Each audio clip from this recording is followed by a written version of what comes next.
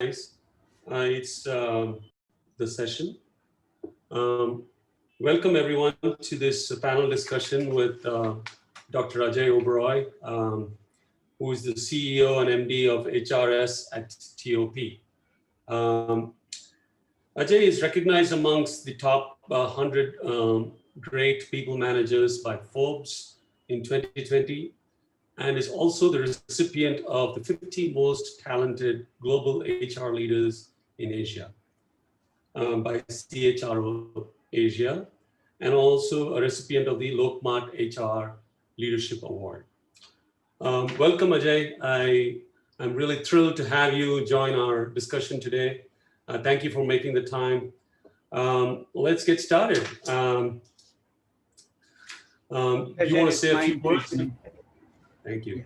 Thank you.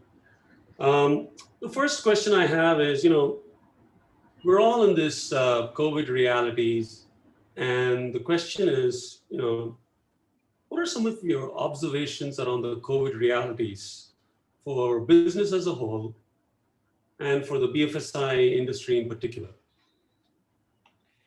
Very interesting question. I guess session after session, people are discussing this. And it's become pretty norm and people handle it in different ways. The way I look at it, I would say that if we really look at it, the COVID, with, you can say, onslaught of COVID, socio-economic scenario changed with the lightning speed, in fact, lightning speed. There was no time for any debates or solutioning. Typically every L&D person, HR person, and consultants will say if there is a problem, sit down, bring 200 people, do too much of research and find an apt solution. But the risks of loss of human life was so very high that I don't think there was enough time for people to really start saying what is the most optimum or what is the best possible solution. It's that quality and practice of being nimble-footed, being fast, quick in decision making, which had to be done. And I think most appropriate solution was adopted in the terms of lockdown. But has that lockdown ever been implemented the way it should have been? I guess there are hundreds of question marks on this. In fact, every person took lockdown either political means or commercial means or business purposes, if nothing else for the opposition purposes. Okay. And it never got implemented in the way it should have been. Had it been, perhaps the impact what we are seeing today and worried about and discussing forum after forum, we would have been discussing how quick we have recovered. You look at it, the way whole analysis says, had the first 3 months lockdown been a, like a curfew, complete lockdown, we would have been all up and running by now. For reason A, B, C, that was not the case. So all of us are lingering on. The thing which would have got settled somewhere in June, July is on till October. Maybe we may be another 1 quarter down before it takes.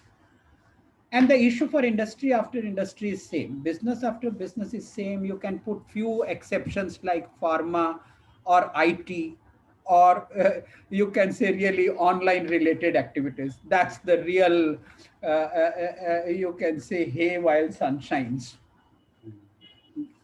Okay. That's how it is. Now, secondly, you said that how is BFSI? I would say it's the industry in general impacted in the same manner. BFSI is no exception. I would like to categorize it as industries which were primarily driven by face-to-face contact and industries which were driven by digital contact. So the industries which were driven by the digital contact had much lesser impact.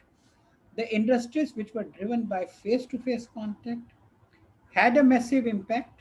And then how the players within the industry have taken it and how the players in the industry have responded to this has mitigated or compounded the impact.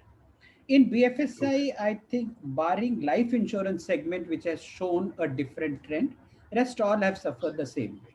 That's how I look at it. Okay. Well, thank you. Thank you. So, what are you seeing, you're seeing various different industries, what are you seeing businesses doing in order to stay relevant? Um,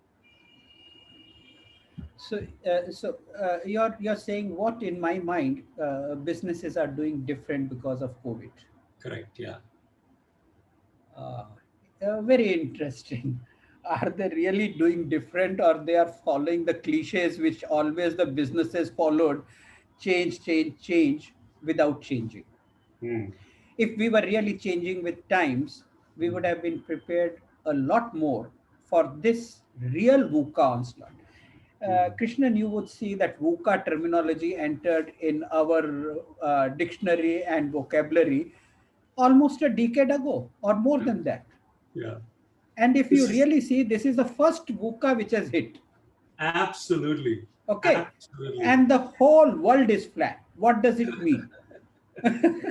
We weren't prepared. We jargonize the facts rather than dealing with the facts. Right. Uh, uh, I have always felt that the societies are driven by herd mentality. My neighbor did this, so I must do this. And our businessmen, business leader, business managers come from the same society, and so they are also driven by the same herd mentality. Right. If my neighbor business is doing A, I must do A. And I must do A plus in the same direction rather than thinking whether it is relevant for me or not. Right. I don't pause. I want to be me too every time. So that mentality played exploitation of online space by all and sundry, if you really look at it. There's Right. nothing wrong in exploiting online space, and that's the one key thing, key differentiator today for remaining afloat and surviving. Hmm. But in what way you use? Do you Hmm. use it as a toy? Hmm. Do you start becoming a tuber 24 by 7? Hmm. Okay. Or you start propagating your own philosophies or your own thought processes, which may not be validated anywhere, but thanks to our media's digital media and digital network, which carries anything. Businesses have started using webinar as a toy. Hmm. It's a newfound tie by the businessmen. Yeah, it's Uh, like hygiene factor today, right? Uh, yeah, like a child toy is a hygiene factor. Yeah. so, uh, Yeah. webinar is nothing wrong, but the way quantum of webinar and the quality of webinar, if you really see Krishnan, Right. uh, uh, I really don't know whether they are real business talks or they are a media for projection. Correct. Uh, Online services is a key differentiator, and no doubt the service industry is making hay when sun shines, and nothing wrong, because for quite some their time they have suffered also. Indian businesses, more so I would say, have adopted online by conveniences rather than by needs, rather than by real drive motives. Okay, Hmm. when I make this statement, it is not 100% businesses. There would always be 20-30% businesses Hmm. who have done it strategically. Okay, Hmm. and they are reaping the benefits. Balance Me Too people are Hmm. now finding their ways. Now, if you really Hmm. look at it, e-learning, which should have caught on years ago, Right. LMS should have been the backbone of the company years ago. Right. Okay, where are we? And now we are running all over to find how to work it out. Right. All those things which would have happened methodically, systematically, are now being done with vengeance, with lot of haste and speed. Of course, 3 months down the line, we may say something different. But currently, people are using online space, digitization with vengeance. Hmm. And I do see this as a happy scenario, Krishnan, candidly. Yeah. Perhaps a lot of speed which was lost in debates and cross debates has been recovered. So Hmm. going forward, when things become normal, the new norm arrives, if at all, or we go back to the normal in the name of new normal. Hmm. Okay, But certainly these few things which companies debated hitherto would be really the prime ones, and I don't see an alternate to them. Uh, yes, while e-space is very well done, second thing which companies have done differently is they have tried to cut costs by vengeance. If not all, there are few companies. Mm. And when I study various reports, many places I've found it's a heartless action. Either they have stopped the payment to vendors or they have stopped payment to employees. They have 2000 reasons to do it. Okay, yeah, if nothing else, almost everybody and sundry, not only business people, even the tenants, they have stopped paying the rent in the name of Correct. COVID. COVID. Yeah. Now, have they stopped taking their food? Have they stopped luxuries at home? Have they stopped their ACs and other facilities at home? If answer is no, then they must find out what is the legitimate dues and they must do it.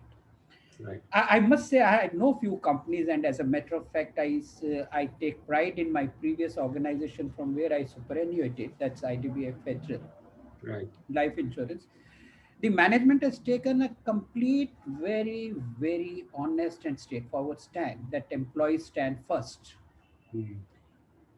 In fact, they have done the reverse. They have accelerated the employee support in terms of financials. They Right. started paying salaries 10 days, 20 days in advance that they may need money. Very Very few nice. companies have taken that stand. I don't have any other company in my mind which has done it, but they have done it. Yeah. So I feel these are the things we should be doing, and what is being different that I shared with you. That's how it is. Right. And actually, to be honest, I think this has also been this COVID situation has also been to be fair and transparent. Hmm. It's been a positive scenario for our company, NuVeda, where, we are seeing a boom in our business. Yeah. Okay. So in that sense, it's been positive for us. But I will say one other thing, that there are certain kinds of sectors that have definitely exploded, right? Like, for example, you take the logistics sector. Hmm. It has just exploded because all the delivery boys are roaming around delivering things because nobody's able to actually get out and do Right. things, right? Right. Similarly, like, people are reinventing businesses. Like, for example, I've heard of businesses like, restaurants, right? Hmm. Who used to have only in-room dining. They have completely switched over to a delivery model, Yeah. for example. So those are, in my mind, interesting, forcing realities that are coming from the COVID situation. Um, what are your thoughts around that? Uh, uh, Perfectly right, Christian. If you really look at the difference between us and the developed countries had reached all this much, much earlier. Mm.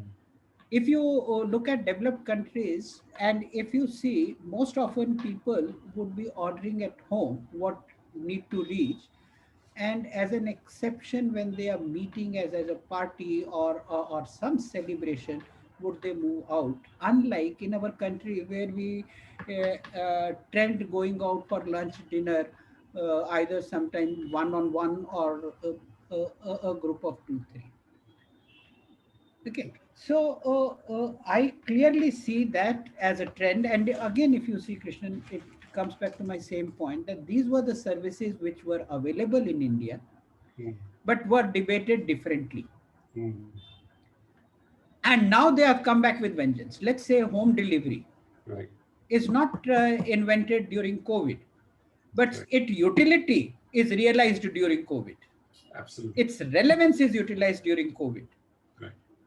Exactly. So, so that is it. That's the way forward. Right. Yes. Um, Let me switch over to something slightly, interesting, and something that, obviously you should feel very proud Krishnan, about. in the lighter sense. So Right. as of now, we were boring. No, no, not really. No, no, no. What I meant to say is that we were dealing with heavy topics. Yeah. So, on a lighter sense, you just won an award, right, recently for the top 100 great people managers by Forbes. Hmm. What would you say to up and coming HR leaders? How can they be successful given the remote nature of work? Because everybody aspires to be a great HR person if they are just beginning their journey and all of that. So, what would you say to somebody like that? Thanks, Krishnan, for your compliments. Yes, that's a good recognition. Uh, uh, and my previous company where I won this award, in fact, it was basis my job with the IDBA Federal Life, and each one has celebrated this recognition there. You said in this scenario, what I will say, or in COVID, I would say the fundamental principle remains same: COVID or no COVID, pandemic or no pandemic. Okay, and fundamentally in my life, I have followed three basic rules: be honest, be hardworking, and be frugal. Honest to the cause. Simply being financially honest doesn't mean honesty.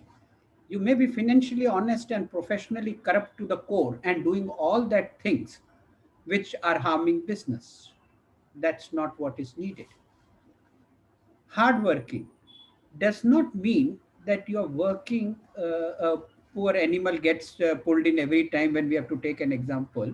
So you work like a donkey. No, but hardworking, smart working. Simply, you are not passing on like I'm smart worker, so I'm telling how to avoid the work. No, smart working is planning effectively, strategizing effectively, and hard working. Finally, you have to execute. You cannot sit and find why it is. And frugal does not mean conjuice. Mm. But if you can do a job in 99 paisa, Mm. rather, if you want, you can do the job in 1 rupee, try to do it in 99 paisa and not 1 rupee, 1 paisa. You will never get into a problem if businesses and your functions run in that manner. Yeah. Apart from that, what I see, and I can definitely share my views Mhm. with my colleagues and other professionals, professional fraternity, avoid jargons. Somebody writes a book, people read the preview, pick up two jargons, and next day on. Correct. Doesn't lead us anywhere. Be original based on what your company needs. Don't try to be me too because somebody has said it. Now I must say with more power. Okay, create value for the company rather than slogans on your CV. Today's leaders are so-called leaders, primarily managers. They do activities, initiatives which will look good slogans on their CV rather than creating value for the organization. Look at that. Yeah. Be business driven, don't be popularity seeker. Today, if you look at it, I get surprised. Many of our business leaders, business managers, you see them hopping forum over forum, getting clicked. At times, I wonder that Bollywood people are lesser clicked than them. But each profession has their own way. Business leaders are supposed to manage business, transform business. Uh, and yeah, how would I say? Yeah, these are few things, and realign the HR philosophies to your requirements rather than continuing with the cliche statements. That's how I look at it. That's my suggestion. I like to refrain saying advice, but my suggestion to all my friends who really want to transform the business and deliver to the companies. So, if I can summarize that, you're basically saying bring your authentic self to work, Precise. You, right? Uh, compliment you for picking up one word which summarizes everything. Be authentic. okay, right. Uh, and it's kind of interesting because in this idea of jargon that you just spoke about, right? We used to be hearing about like total customer experience and stuff like that for the Yeah. longest time. Today Yeah. we hear total employee experience, Yeah. right? We're Yeah. hearing this jargon more and more. Yeah. But while this total employee experience, maybe you can unpack this jargon for us a little bit. I want you to know, add one more jargon rather than unpacking this. Very soon you right, will hear total family experience. right, right, Because work from right, home is going to yeah, split the families, right, and then we will start saying how do we provide total family experience to our employees. right, exactly. Okay. Yeah, it's a jargonizing once again. Yeah, Yeah. so simple. We started it about 2 decades ago with total customer experience. No, we started 2 decades ago or slightly more by calling customer is king. Mhm. Then we Right, changed, no, customer is queen, because you have to deal with him, customer like a queen. Whatever it is, don't touch me. right, Then we started talking about total customer experience. right. Then that is me too mentality, more often in HR fraternity, which I have seen. Mhm. If business people have coined a terminology, how can I be a step behind and not creating that some terminology that I am there? So from total customer experience, it has come to total employee experience. If I just reverse this question, Mr. Krishnan, to you, that suppose you take, and I know you travel abroad a lot, that if you take a family holiday overseas and you book through a tourist, a travel agency, on your return, would you think that bus booking was good, but flight booking was not good? Hotel A was good, but B was not good, and C was average. Okay, and similarly for sightseeing, or you will come and overall say that overall I'm not satisfied with this trip, or overall I'm satisfied. Right. I'm sure you're going to say I'm overall, and that overall is nothing but total satisfaction. Right. I don't think we ever talked about segmental satisfaction for employees. If you look at it, the simple statement for this total employee satisfaction is when we say manage employee life cycle right from entry to exit. Mhm. It is not that today employee wants to leave, then pick up a danda and show him the door and start calling him chore. He has to be honored by leaving also. And it is not that when he is joining, tell him that we are too prime and you be happy that we have selected you. No, there is a due respect, there is a proper L&D processes, there is onboarding processes, there is a career development process, there is a compensation. Don't try to monetize everything. So Right. it's a, the companies, it's an old statement of mine, I guess, Krishnan, I used it some 10 years ago, that our responsibility towards employees is like Trimurti, Brahma, Vishnu, and Mahesh. We have to create them, we have to nurture them, and timely we have to weed them out rather than rotting them in one place. So that's the Strictly, total employee care, I would say. And if I care for my employees in totality, that's a total employee experience. in fact, there's a very interesting statement that another CHRO, you may or may not know about this person. She used to be the CHRO of LinkedIn. Her name was Patricia Waters, Pat Waters. And she said the whole idea is to treat employees beautifully. You know, it's if you can treat them beautifully, no matter all the way from entry all the way to exit, then the person is going to have a great experience, and True. that's all there is to it. You have to be very fair. Uh, Total experience does not mean that you start unfairly treating a non-performer by calling him performer, and performer calling him upper nose lip, Right. upper lip stiff. No, Right. Right. due care should be given. In fact, Krishnan, just my memory goes back to more than a decade ago Mhm. when I had proposed an HR philosophy Mhm. to build this total employee satisfaction, which today you can call it as total employee experience, Mhm. in terms of connecting competence to build culture. If we follow that philosophy, and if we implement our HR function in the form of a product, simple cap, core, augmented, and packaging, Mhm. you cannot supplement core for packaging and packaging for augmentation and augmentation for core. Right. You have to build the core, then only you have to go for augmented features. And once you have there, then today most of our HR functional people are dealing at packaging level. Mhm. Sorry to say that, but you would witness it. Most of the people are event managers. Tomorrow we have a birthday bash for the people who had birthday last 15 days. Then we will have online in Takshri. I'm sure you have witnessed all this. Okay. Then next day we have pot lunch. All these are good.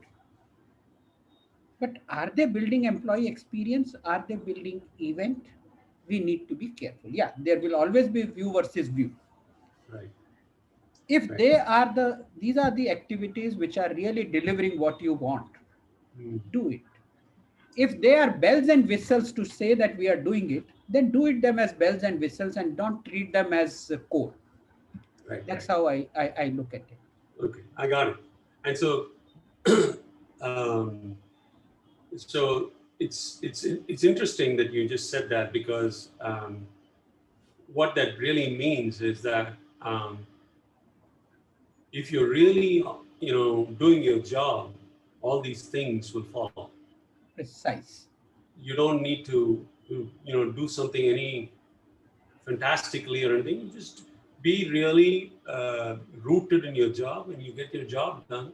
All the right things will happen and will follow. Precise. Got it. Be Fantastic. honest to your profession, hard Yeah. work to achieve your goals, and be frugal. Right. Nothing will go wrong.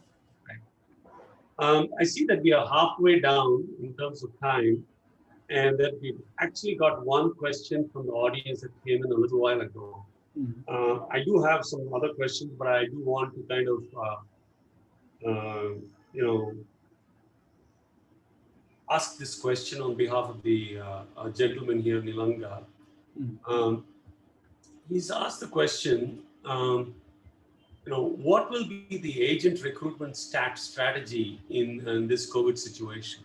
Uh, Um, so I I, just thought, I yeah, think gentleman has read my background profile and seeing me from life insurance industry, so he right. straightway jumped onto the advisors. Now we need to look at it historically. Advisor recruitment, by and large, Mm, is like a business activity.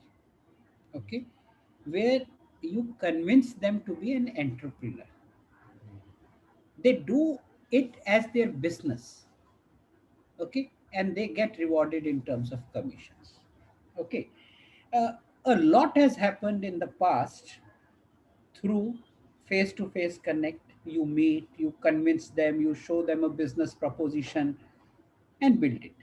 The insurance industry has a complete business channel and business verticals which build the advisors.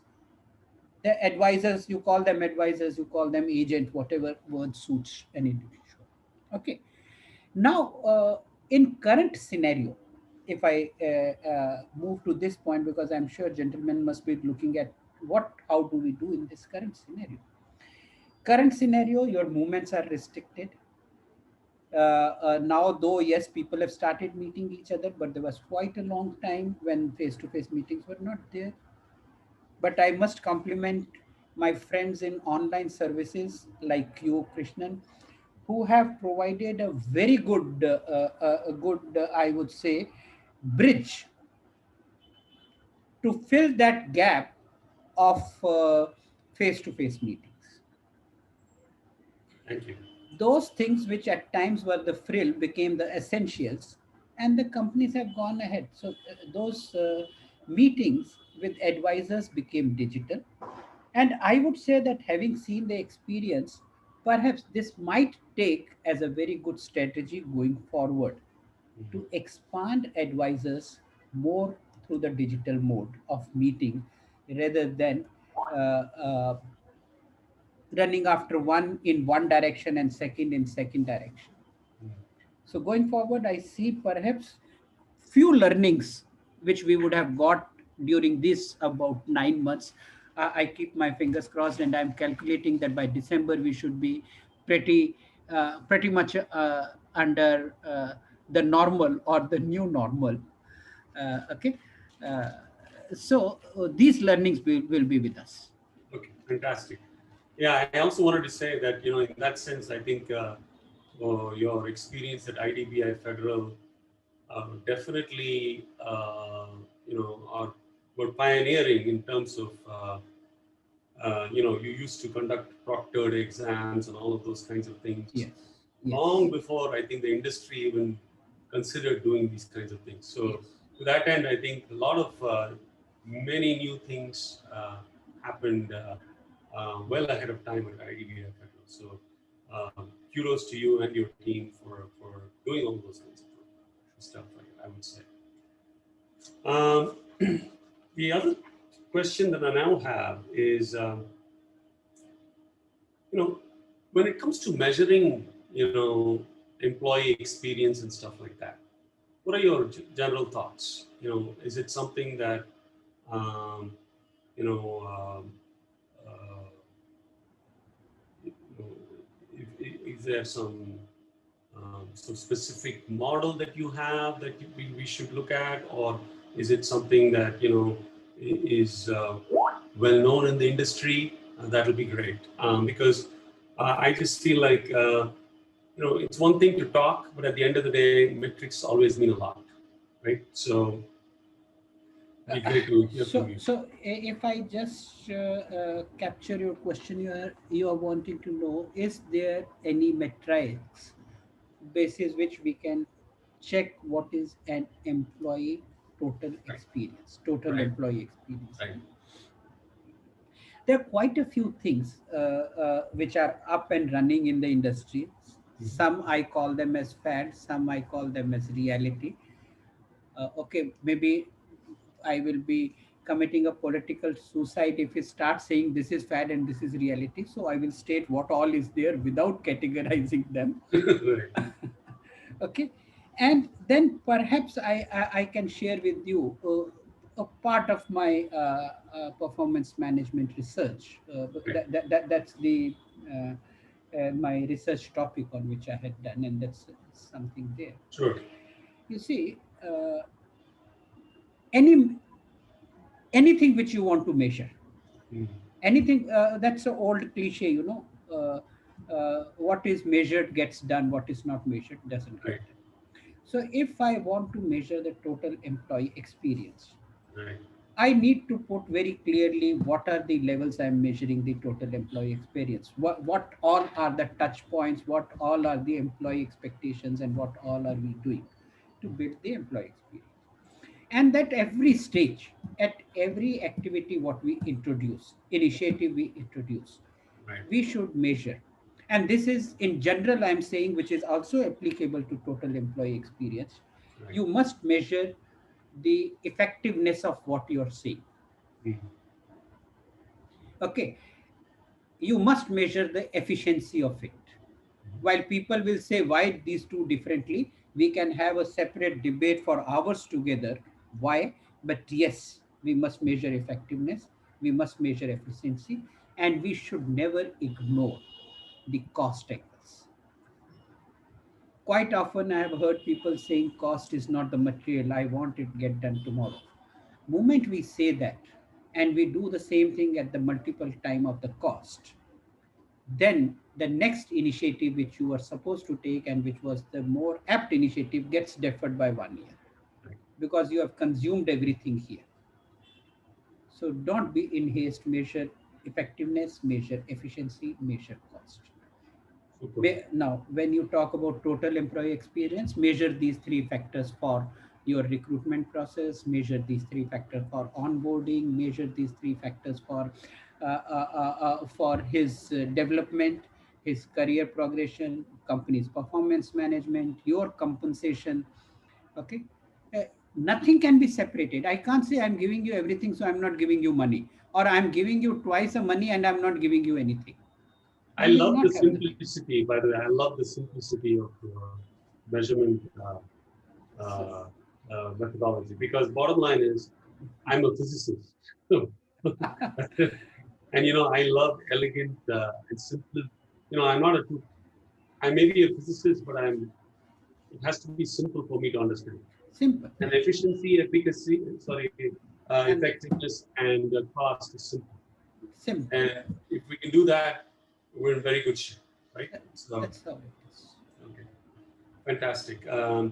Let's talk about another subject here, which is when revenues come under pressure, right? First one of the first line items that gets cut down is the L&D budget, right? So how should companies work during these times of great budgetary pressures by upskilling their employees? How should they work? What are your thoughts around that? Krishnan, if I stretch my memory to last 2.5 decades, this is a question every year we discuss. It's not just today. Not Right. today. So COVID Right. fellow has nothing to do with this. Right. Now, and unfortunately, this is truth and harsh reality. Right. And also the truth is, in my 4 decades of career, and primarily with 3 companies, I have been associated with Tata Motors, with Aptech Limited, and primarily and with IDBI Federal Life. Okay, Right. I haven't seen this. I haven't faced it. Mm. So the question is to be taken further, that budget is if the revenues are constrained and budget is the issue and L&D activities are being curtailed, so what is being curtailed? Mhm. Is it the L&D? Are the business being compromised? Okay. So if it is L&D, then we need to address what L&D is being compromised. Is Right. learning and development, which is addressing business needs, is being compromised? Or learning or development, which is meeting your Me Too or popularity contest initiatives, being compromised? Right. And you would see in most of the companies where L&D is driven as a frill, as a Me Too, Mhm. or sometimes to just to satisfy ego of A, B, or C within the organization or overseeing the organization.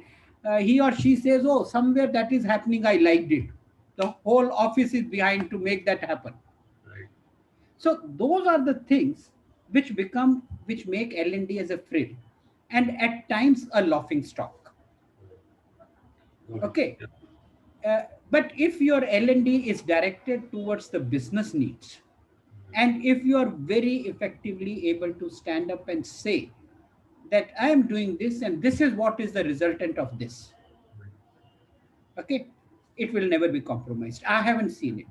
In fact, if I talk Great. about once again my immediate previous experience, I'm not going for the companies where I worked for a decade ago or 2 decades ago. People can say that's a different environment. No, Vignesh has been very clear, Ajay, this cannot become compromised. You never think that what you're asking for developing people would ever get compromised. Great. So it's a question what you are doing and why you are doing. Thank you. Thank you. Because I think that people lose sight of that, and they just do a Me Too activity, and Yeah. then they run into all these kinds of problems. That's the Don't run L&D as an event management programs. problem. Right. If you really look at it, half the time or more than half the time, L&D people are talking, I am doing a motivational program. I am doing a spiritual program. Right. Yeah, all these are needed. But are they like salt and pepper in your entire event, or they are the vegetable in your entire event? Right. Is to be seen. Right. Very well. Now, in the interest of time, what I'm going to do is I'm going to request people to start typing their questions. And I can see that some questions already come in. But let me just maybe, I have a few more questions, but maybe this is a question that I'm just going to be very, very selfish and ask this question. Okay, because, as a vendor providing learning solutions to all the industries, right? What would you advise as some of the parameters that would be key to being relevant in the marketplace? Yeah, you are vendor for LMS, and I'm a vendor, perhaps in all HR activities which could depend on LMS. So Right. both of us have the are in the similar category. But I would address this point not as a vendor. Right. I would address this point as a HR professional where I have been. And Mm. candidly, I am not a born HR professional.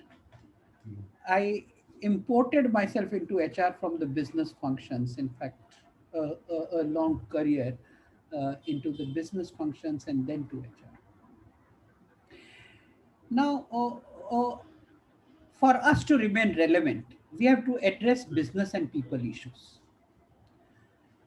We have to be effective and efficient in our implementation. Typically, the vendors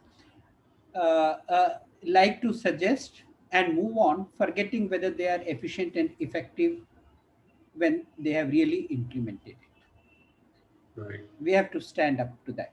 And what we have to deliver, which addresses business and the people issues. Unfortunately, many vendors, they become the suitcase consultants or suitcase professionals. Right. What I mean by Exactly. suitcase professionals is that sometime in my career, I developed some two or three programs, Right. okay, training programs, L&D programs, two, three motivational speeches, Right.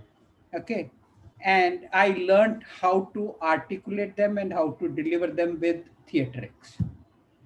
And wherever I go and whatever research I do in that company, I find the answer in those three, which are in my suitcase. Right. So I'm not actually being honest to those needs. I'm a suitcase salesman. I'm a suitcase consultant. So we need to avoid that.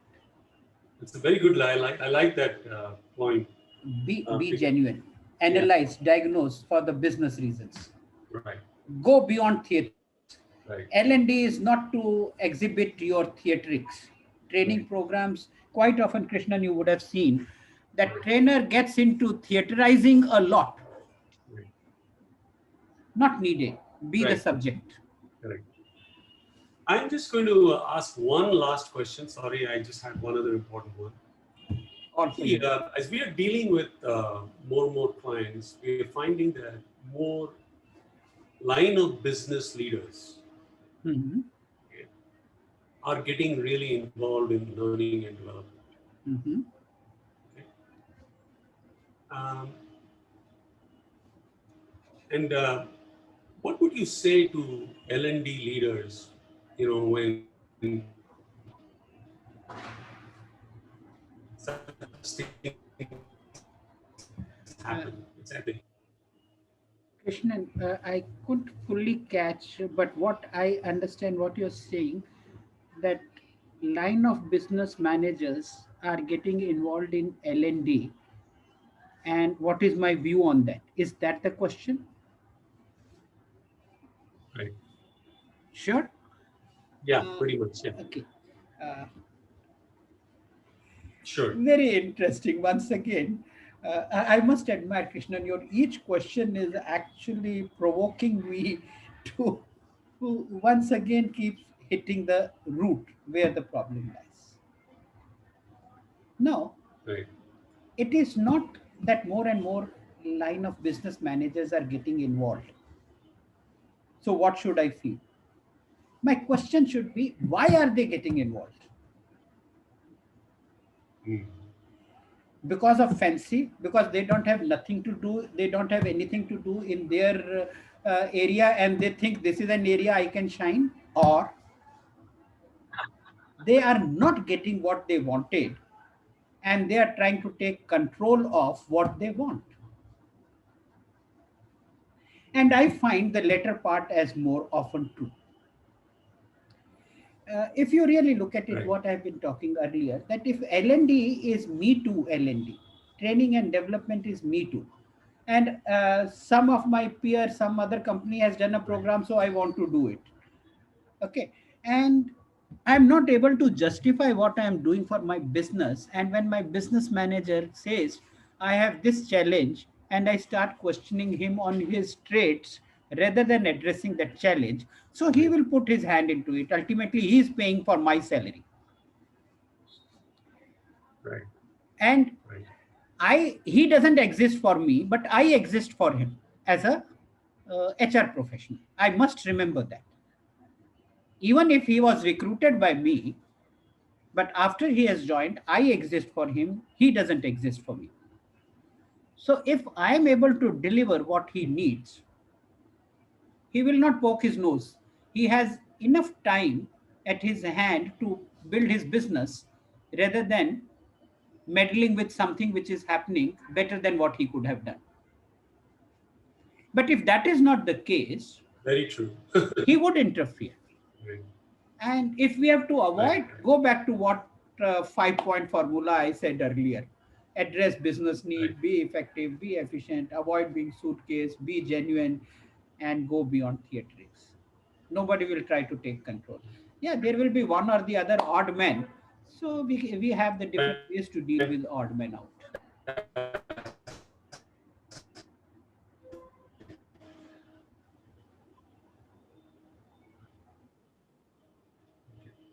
Fantastic. Well, I want to just thank you for answering all my questions with patience and with care. I really appreciate all every one of those points. I'm going to just turn it over to my colleague Anil. I think he actually has some questions from the audience that he wants to Sure. pose for you. There We have been more questions that are coming. we have a question. Over to you, Anil. Yeah, sure. Thank you. We have a question from Nilanga asking, Doctor, digital communication tools are there and it is being used widely. And how can insurance advisors or sales agents of other industries meet or find new customers or new potential customers? Anil, address me as Ajay. The doctor takes me far away. And in Sure, any case, I haven't found sure, any medicine for COVID as of now. sure, sure. Thank you. Okay. uh, uh, See, it's not new. This is happening. It's happening. The whole digital media, whole social platforms, networking platforms. Today, if you look at it, to the extent they have become nuisance. There was a time LinkedIn was a professional networking channel. It has become a marketing channel. Facebook was an interaction among people. It has become a marketing channel. All said and done. Whether it is a social networking site, whether it is a professional networking site, whether it is an ideation site where you give an idea, everything is turning into the digital marketing fashion for any of the businesses. I don't think there is anything, what I say, not happening, whether it is insurance industry, whether it is any of banking BFSI segment, you see. So it's norm of the day. It's happening. It's happening.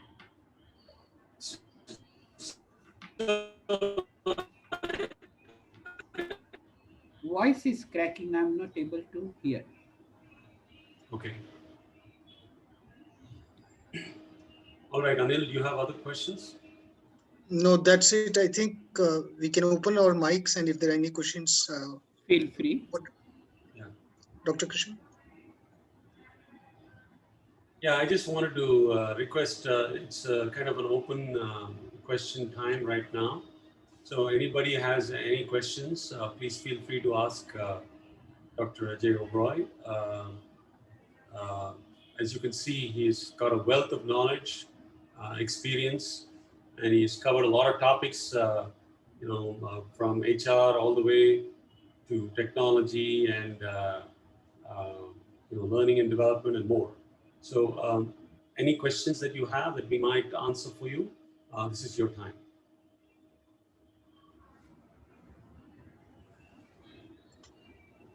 You can unmute your mics and just ask the question directly.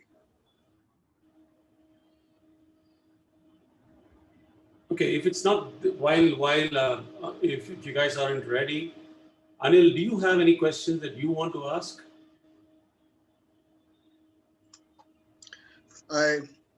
While I know, it's very difficult for me to call him Ajay even now, because I know that I know him for the last 20 plus years. One of the things that I wanted to ask you is that when the L&D professional feels insecure in any sense, what would you advise? Okay, let me expand your question and delete the word L&D from there. Yeah, HR. Okay. Okay, because when do you feel insecure? Whichever profession you are, either you feel your competence is now not in line with what is needed, or requirements have grown far beyond what you can deliver. Fine. Scenarios and environments have changed drastically, to which I'm not adaptable, right? Or I am into the category of me too services rather than being genuine. I am a suitcase salesman, suitcase production man, suitcase marketing man, suitcase HR man, suitcase L&D man, because everywhere it can. Then I have to undo all these factors. I have to add value to myself. My insecurity will reduce. Yes, Anil, while these are the basics, 10, 15, 20% chances are there that you feel insecure because of certain organizational politics and misalignment between you and the hierarchy, whether top or bottom. Now, these are the issues which have to be handled very differently, for which, if there is a specific case, we can mentor them after understanding. There is no specific kerosene tablet for those issues. Kerosene tablet is for the first four issues. But this is a specific diagnostics to be done. What is happening? Is it the time for you to sit across and chat? Is it time for you to prepare your CV and move in the market? Is it time for you to simply say, I take a break, or time for you to say, I hold the bull by horn? So that's it. So the same thing you can put it for L&D professionals, same thing you can put it for HR, same thing you can put it for sales, and. Thank you. That's very, very insightful, because Thank you. I think that I agree with you. I think some of the conversations need to be just had over the table, really, and there's no panacea through a tablet or otherwise, right? And it's most important to just speak up, I think. Very often, I think we forget to speak up. It's very, very important to speak up and actually get yourself heard, right? So you have to articulate it. You have to make sure that a key decision maker is aware of your particular dilemma, or whatever the situation may be.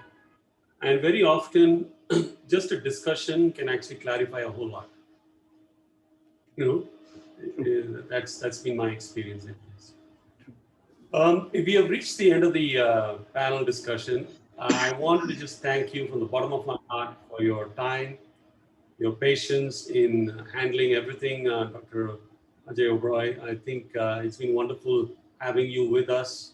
And thank you so much. We will make sure that this is put up on YouTube and shared widely amongst our followers. Okay, thank you so much. Thank you very much, Thank you so much. Krishnan. And Thank thanks you for very all the much, Anil. participants. It's my pleasure to have chatted with you. Yes, we spoke very transparently and to the root matters. Thank you very much, Krishnan, Thank you so much. Anil, and Guru Prasad, whom I can't see at this moment. Thank you. I probably just moved a little to your left. Okay. Thank you. Bye now. Shukriya. Thank you so much, Ajay ji. Thank you. धन्यवाद धन्यवाद